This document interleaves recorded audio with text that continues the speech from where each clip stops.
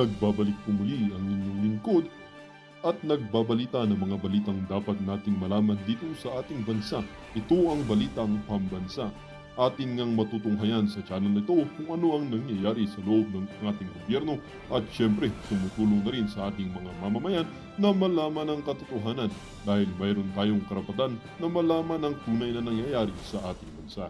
Ngunit bago natin panoorin ang balita, huwag niyo pong kakalimutan na mag-subscribe sa ating channel at pindutin ang notification bell para lagi kang maging updated sa ating mga bagong videos na ina-upload araw-araw. At sa ating mga solid viewers naman dyan ay maraming salamat naman po sa walang sawang pagsuporta. At syempre, huwag din pong kakalimutan mag-iwan ng like at i-share ang ating mga videos. At kung mayroon ka naman pang opinion, ang ating comment section ay bukas para sa inyong mga hinaing. Ito na nga mga kaibigan, ating panoorin ang buong video. Salamat po muli and God bless!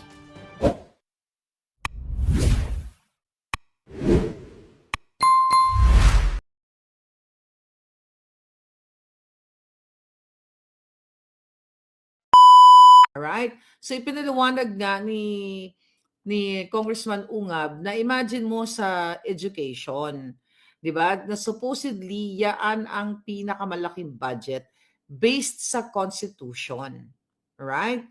Pero napag-alaman ang ni Congressman Ungab na yun nga, instead of mataas yung pondo ng education, eh talaga namang mas mababa pa kumpara dito sa ibang sektor. Kasi ang pinakamalaking ano daw, ang pinakamalaking budget dapat is education eh. Imagine nyo mga palangga, ang sabi dito sa papel na binabasa ko, sa 2025 national budget ay 977 billion ang inallocate. Pero may catch yan sa ilalim. 977.6 billion o equivalent of 15.4% sa total budget, national budget. And yung public DPWH or Public Works and Highways ay mayroong 900 billion. Okay? For infrastructures, kasama na yung mga baha na naman dyan, yung flood control, na puro ghost lang o puro kasinungalingan. Wala naman bridges, kalsada, na kalsadang matino, binubungkal ng mga walang hiya. Then also, binawasan, okay, at dinagdagan. Ang binawasan yung education, okay, at dinagdagan ang DPWH dito sa BICAM report. Mamaya pakita natin tong papel na ito. Ngayon, mga palangga, so, according to Congressman Ungab, kapag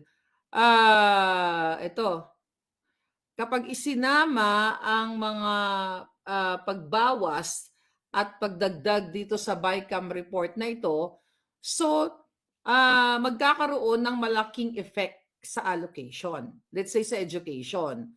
From 977 billion, okay, nagkaroon ng negative, okay, na 31 billion 565 million dahil ito ay binawasan at binabaan ang allocation. So hindi na siya 977 billion kasi mayroon siyang minus pala dito pagdating sa BICAM report. Niloloko tayo. Sino nga namang ordinaryong Pilipino ang magbabasa nitong 216 pages na ito? Di ba? Kahit nga ako, hindi ako magbabasa ng 216 pages na yan eh. How much more ikaw na isang ordinaryo o even yung napakatalino mong tao kahit na nagtatrabaho ka sa opisina, you're not gonna read 216 pages. The reason why kaya mayroon tayong kongreso, lower and upper, sila sana ang magsisecure ng pondo ng bayan. Pero sa nakikita ninyo, sila ang nagnanakaw. Talagang hayop talaga itong mga jutang ginemes na ito. Then here, DPWH, di ba? Okay, instead of 900 billion, okay, ang budget ngayon nadagdagan pa ng 288.7 billion na umabot 'di ba? Umabot pa sa 900, 200. So, trilyon na ito, 'di ba? Okay, more than pa dun sa allocation. Ayan. At mas mahigit pa yung budget ng DPWH dito sa education department, which is based, sabi nga sa batas, o sinabi naman ni Congressman Ungab, at alam lahat ng mga abogadong ito, at alam nyo na lahat ngayon, na ayon sa ating saligang batas, na dapat ay mayroong pinakamataas na budget ang Department of Education. Kaya nga, di ba, ang sabi nga ni Kong Ungab, napakasimpleng arithmetic lang naman ito. Ang education sector ay merong pinakamataas na budget based sa ating constitution. Pero nag-exceed ang DPWH. Di ba? So anong ibig sabihin nito? Bakit mas mataas ang DPWH? Siyempre, para mas malaki ang nanakawin ng mga jutang GNMS. Alam nyo na, di ba, yung flood control hanggang ngayon, di ba, 1 billion a day. Hanggang ngayon, walang hearing. Walang hearing. Niho wala tayong narinig. And another thing na ipinaliwanag ni Kong Ungab dito ay yung allocation sa military at police academies. So yung allocation for for military academy at sa police like PMA, PNPA ay umabot pa ng mahigit 200 billion pesos. Imagine mo, sabi niya na nga dito, talagang halos humahabol pa o malalagpasan pa ang sector ng education. So aside from DPWH, ito sa military at police, lalagpasan pa yung education. So ibig sabihin dito mga palangga, sa ipangadya dito, ang mga cadet ay nakakatanggap sila ng mga allowances at sureball na trabaho after nila graduate, 'di ba? Ganun pala 'yon.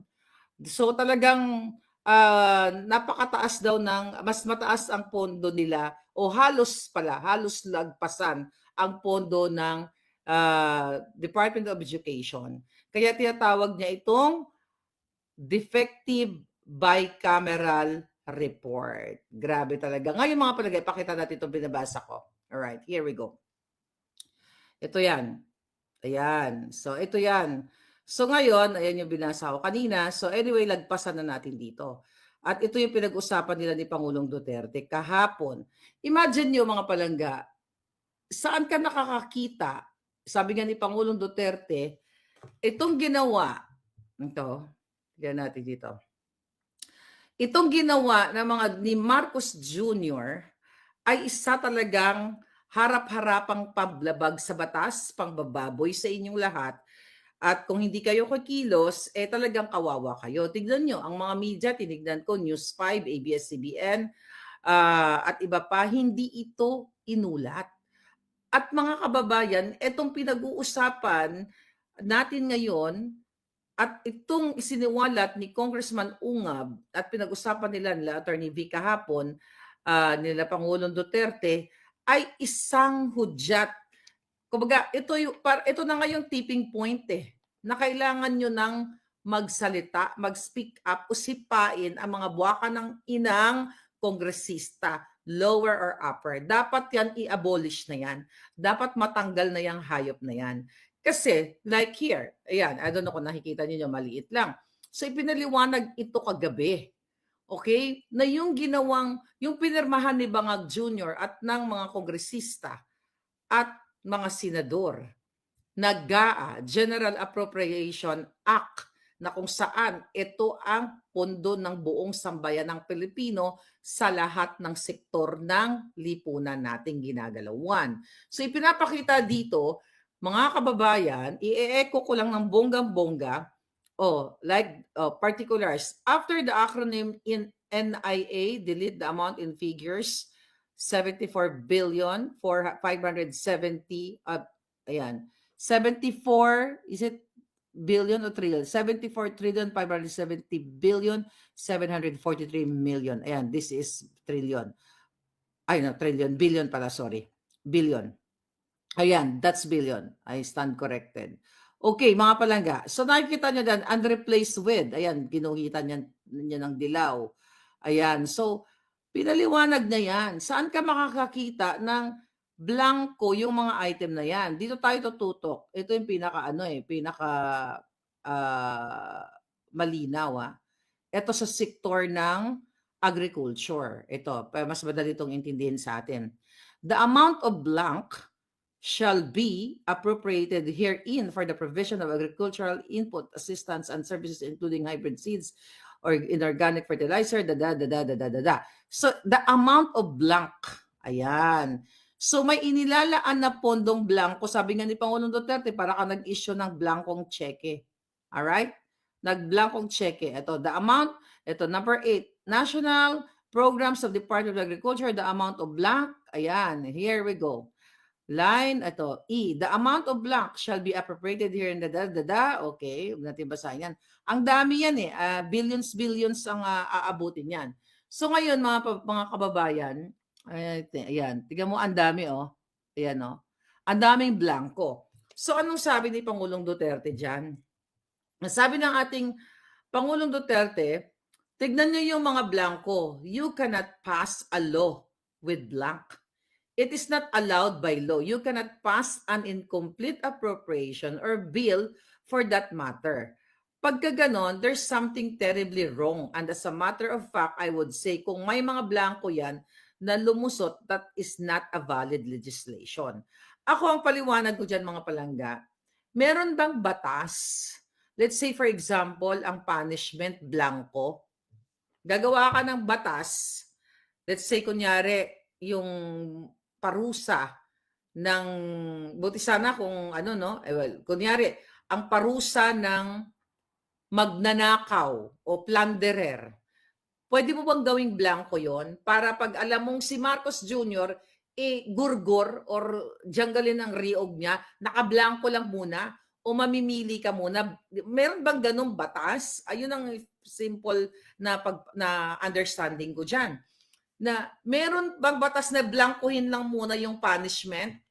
O blanko na muna natin to kasi kapag si Maharlika ang nagkamali, dahil ito ay maalindog, 1 day lang yung parusa niya. O, di ba? Ganon. Pag si Bangag, ilagay siya sa barbecue stick. Tapos ikot-ikutin na parang lechon, di ba? Pwede bang ganon? Hindi pwedeng ganon. I think yan yung pagpapaliwanag ni Pangulong. Yan ang, isa yan sa mga pagkakaintindi natin. Ang sabi pa ni Pangulong Duterte, kung nasa batas na yan, lumabas na yan na blanco. Blanco, either it could be filled up before or after sa Congress. Pagka ganon, what must be submitted is a true and correct figure coming out as prepared by the budget submitted to Congress for appropriation. Pagkaputol-putol yan or may kulang, that is not a valid budget. It's not only inaccurate, but I think the budget is in totality invalid. Ay, paulit-ulit ako. May kulalya ako. Ay, hindi, nabanggit ko na yata. Anyway, sabi pa ng Pangulong Duterte, hindi ka pwedeng magblanko-blanko dyan sa pera ng tao. Ano ka man, it's the people's money. Maglagay ka ng mga provision dyan, but without the true and correct items or money that would be appropriated by Congress, by the people owning the money, so everything must be explained clear without doubt. Another thing, sabi ni Pangulo, I would like to remind Congress, mali ho yan, it's invalid. Please correct it or recall the budget and demand an explanation kung bakit dumating sa inyo yan. Na nagganon ka kablanko para kang binigyan ng blankong cheque dyan. O sige, bahala na kung anong ilalagay ninyo. Exactly. Diba? Imagine mo, kung gusto anong trip ni Lisa Tanas, yan ang ilalagay. Definitely si Lisa, si Bangag ang may gawa niyan. At ito mga buwaka ng inang pumirma dyan at mga thank you, Congressman Ungab. At sa iba pang nang umaalpas dyan, nag-aaklas. Kailangan yung ipagtanggol ang taong bayan. At talagang binababoy na kayo ng bangag na ito. Tignan nyo yung media tahimik. Dapat mga buwaka ng inang to, dapat kasama sa pagjita yung mga hinayupak na yan. Sabi pa ng Pangulo, don't fuck the people of the Philippines. magkakagulo tayo na. Nandyan yung military, pati police. Hindi papayag ng ganon. And I think it's time for the people, for the uniformed personnel na manindigan kayo. Pero ako naman naniniwala ako na pasulong na kayo dyan eh. Nasa inyo naman yan. Sabi ni Pangulong Duterte, I know them. Parang may pagbabadya. Kayong mga nasa bureaucracy, better stand up straight and be counted as a true Filipino. Otherwise, you are asking for your early demise, sabi niya. Ngayon, mga palangga, ano ang gagawin natin? Ano ang gagawin nyo ngayon? Imagine ninyo, nagdrama si Bangag. Alright? Ayan na, pinakita ko na yun sa inyo. Gusto nyo pa ba yan? Ayan. Kung gusto nyo basahin yung 216 pages. Ito coming from ano yan sa kay Kong Ungab. Ayan, pinakita niya lang sa inyo. Ayan po yung mga blanco. 16 pages lang yan eh. Start natin dito. 16 pages lang yan na forward sa atin. Ayan. Okay. Ayan, pinapakita niya dyan yung mga discrepancies. Yung pangbababoy ng gobyerno ni Bangag. May pa-drama-drama pa siya. Okay? Tignan natin yung drama-drama ng walang hiya. Tignan natin. Ay, nako mga kababayan, I don't know kung anong gagawin ninyo. Tatanga na lang ba kayo? Okay, may drama-drama pa dati. Sabi pa nila, di ba? Ito, kailan pa itong sinabi ni Bersamin.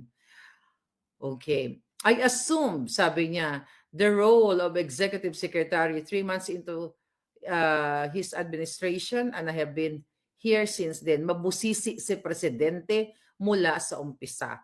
I can give you that assurance that the President is very focused, very prudent. Ilocano eh. Yeah, very focused talaga si Bangag. At very prudent at mabusisi sa pag-adik, sa pagsinghot ng pulburon at pagnakaw. Sabi pa ni Bersamin, maybe people do not see how he works, but he works very much. Julul. Yan.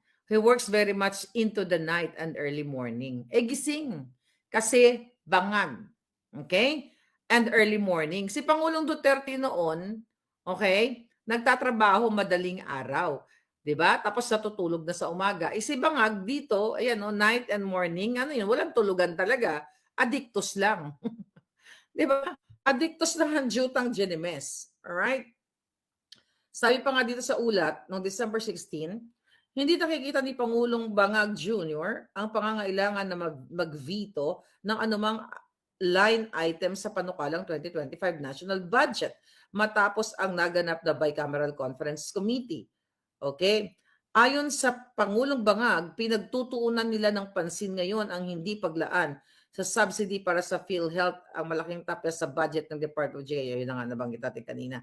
Anyway, ano pa sabi dito ni Ralph Recto noon? We are happy to announce that the President just signed into law the 6.26 trillion budget for 2025, which we have carefully studied line by line. Pinag-aralan doon nila ng line by line, pero hindi nila nakita na may mga blanco, parang blank check, sabi nga ng Pangulong Duterte. Mga Bangag din to. Oy, Recto, nag-a-addict ka rin ba? Visit kayong lahat.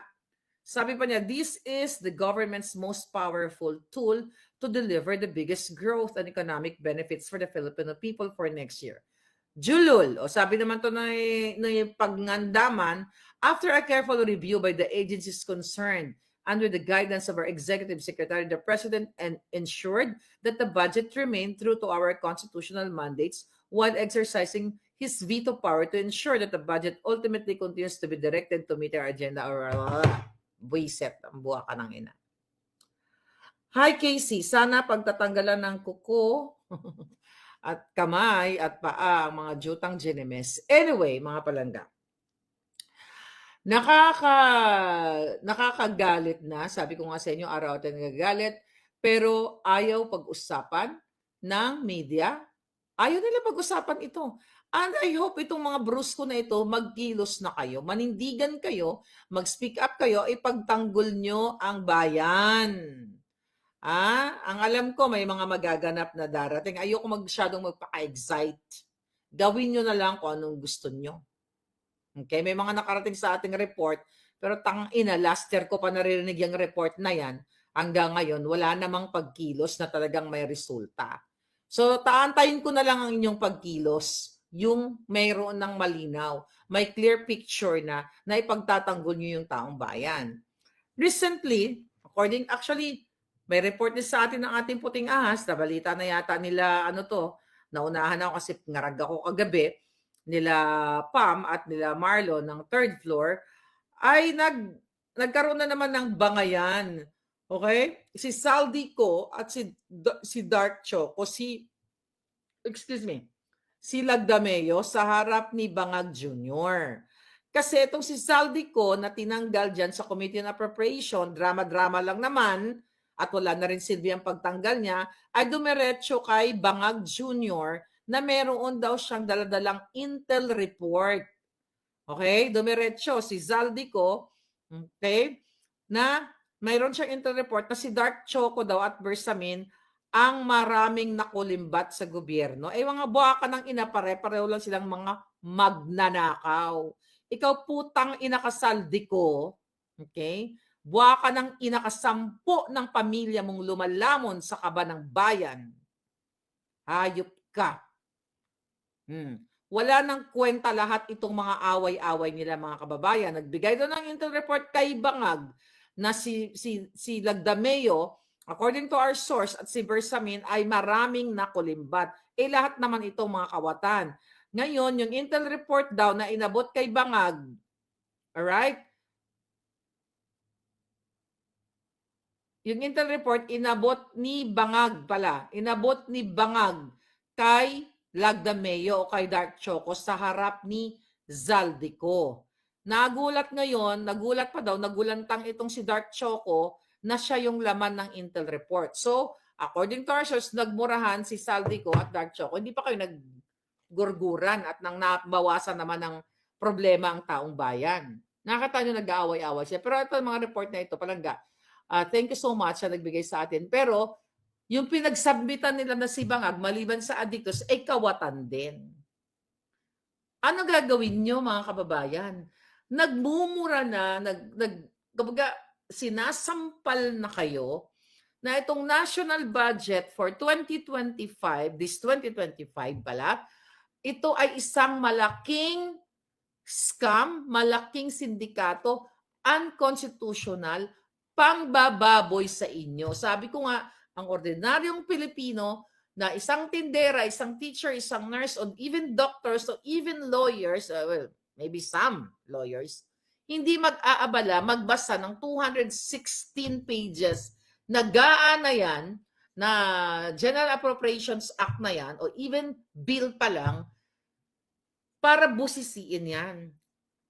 The reason na mayroon tayong ini-elect, yung iba nandaraya, sa Kongreso at Senado, dahil yan ay kanilang mandato, kanilang trabaho na i-secure line by line na yung pera ninyo ay napupunta sa tamang ahensya. Pero tignan mo, pinirmahan ng mga jutang ginimis, nagsabwatan ang mga hayop, at yung mga line items na yon na ipinakita natin kanina, ito, sa mga kapapasok lang, yung naka-highlight na dilawan, ayan, ay mga blanco na kahit anong numero ang ilagay nila dyan, kahit ilang bilyon ang ilagay nila dyan, ay carry lang.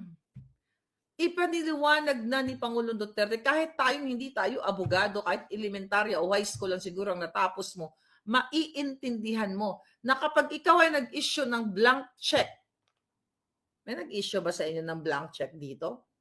Ako nag-issue ako ng blank check sa mga anak ko. Sabi ko, huwag mong lalagpasan yan, magni-negative ako.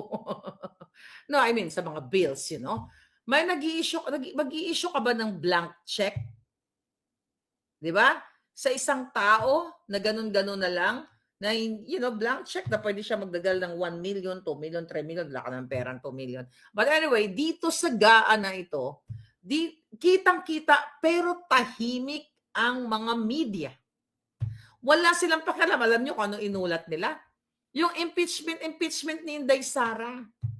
Puro Sara Duterte sa 125 million pesos na confidential fund.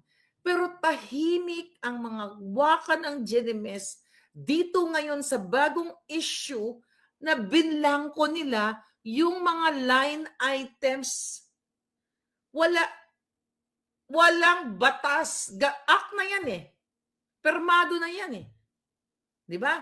Walang batas sa kahit saang konstitusyon ng mundo na ilalagay mo ay blanco. Let's say yung punishment, blankohin ko na lang muna to kasi kung sinong makagawa ng kasalanan, di lalagay ko bitay. Diba? Or instead of 3 months yung kanyang kulong, gagawin kong 30 months o 300 months. Yung mga ganun ba? O forever. Pwede bang ganun? Kumilos na kayo. Ayan, tanggalin ko na para makita niyo malaking alindog ko. Kailangan din ng kumilos. Ano gagawin niyo ang patayan ngayon? Kaliwat kanan. Merong ginurgur na bata. Hindi ko nga ayoko nga basahin eh. Ayoko makita. Ginurgur, ilang taon lang yon, 6 years old. Di ba kaliwat kanan? Wala nang yung addictus benedictus na ng baril. Saan yun? Parang shooting spree na ang ginagawa. Okay? Walang report sa sinabi ni PRD. Exactly. Naghanap ako bago ako nag-vlog. Naghanap muna ako kung may report ba, kung napag-uusapan ba. Tayo lang. Kayo lang ang nagkukwento. Di ba? Yung kay Erich Sylvester, yung hinayupak na yan. Diba? Walang ginagawang aksyon at I hope si Toto Kausing ay mag-file ng disqualification. Toto Kausing, binigay ko sa'yo yung yung mga papeles, you do it, o kung sino pa man. Si Erich Sylvester na manggagancho, na malinaw na lumabag sa batas, na umami ng TNT, tatakbo ng senador. Alam nyo, lulubog at lulubog sa kumunoy ang ating Pilipinas na mahal. Wala nang mangyayari dahil itong gobyerno ni Bangag, talagang tinest na nila lahat. Yung pulburo nalagpasan nila na addictus benedictus. Di ba? Na addictus siya. Authenticated Bangag yan dito. Sinabi ko na kay Lolo Trump yung video na yan. Pati authentication. Wala kayo. Tapos, mahilig lang kayo sa Proud Pinoy, tangina, proud kayo na ang presidente nyo ay Bangag. Proud kayo na yan ngayong budget na yan. Sinasalaula kayo. Nakita nyo ang ang daming bobong mga kabataan. Dahil hindi nabibigyan ng tamang nutrisyon. Hindi nabibigyan ng tamang kalinga. Dahil yung education budget, di ba? Hindi pinupondohan ng tama, binabawasan pa, pero ang pinupondohan ang DPWH. Infrastructures. Asan yung infrastructures? Buti sana kung pinondohan sila ng malaki, tapos nakita nyo high-tech na lahat. Yung mga matatanda natin, yung mga elderly, may mga ramp na, yung daanan ng, what you call it? Ng walker or stroller, stroller, wheelchair, di ba? Or stroller sa mga bata, di ba? Pwede rin. Di ba? Walang buti sana kung makikita mo paglabas mo sa bahay mo, talagang ang infra kaliwat kanan. Di ba? Maayos. Paano wala ka nakikita? Kasama dyan yung flood control. Wala ka rin nakita, namatay ang pamilya mo, kamag-anak mo, na anod ang bahay mo. Wala ka pa rin gagawin. Takot ka pa rin na magsalita. Kasi sabihin mo, busy ako sa trabaho, wala akong pakialam dyan, busy ako. Ang importante, kumikita ko ng 1,000 a day, 2,000 a day, 2,500 a day. You don't care about your country. And that's so sad. Yan ang pinakamalungkot sa ating mga Pilipino, wala kayong pakialam. Hindi lahat, yung mga palangga ko may pakialam yan. Di ba? Wala kayong pakialam sa bayan ninyong binababoy na kayo itong Marcos na tong kawatan, adik pa, kidnapper, smuggler. Di ba? Imagine mo ang kasama ng yung in-expose ko sa inyo. Anong araw ngayon dyan sa Pilipinas? Sunday. O baka yung iba pa uwi na. Yung kasal doon sa Kosamsoy, Kamsamsoy ba 'yon? Kosamoy, okay? Kosamoy, okay? Ando doon pa rin sila, may pinost diyan si Political Witch Boy na nandoon yung mga kawatan, di ba? Hindi lang malinaw yung picture, pero nandoon yung mga cabinet secretaries nyo. Wala ba talaga kayong awa sa inyong future generations? Talaga bang dakdak na lang ako ng dakdak dito? Tangina, magtatatlong taon na ako dadak.